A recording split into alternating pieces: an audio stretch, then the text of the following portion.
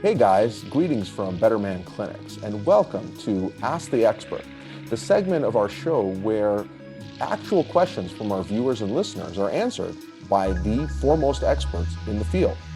Today's question comes from Ernest from Miami, who asks a question about snoring and sleep apnea.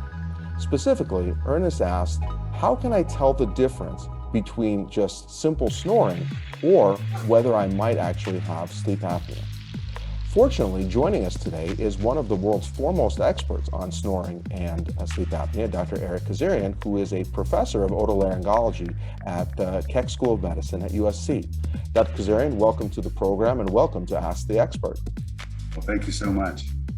So you heard the question from Ernest from Miami. He's worried about all the news he hears about sleep apnea versus just simple snoring. Are there some simple ways for him to be able to tell a difference if he just snores versus having sleep apnea?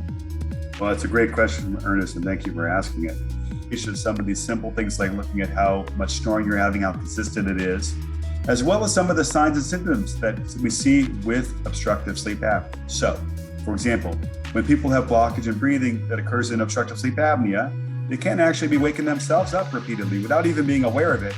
And what happens is they wake up and they don't feel very refreshed. So if you're tired, you have fatigue, those kinds of difficulty concentrating, those things that can happen more commonly with obstructive sleep apnea. There are also some health issues that can arise with significant obstructive sleep apnea, like high blood pressure. Even people can run into problems like heart attacks, strokes. And so anybody that has some heart disease or cardiovascular disease, we call it, those can be things that would maybe warrant getting more thoroughly checked out with a sleep study like I mentioned.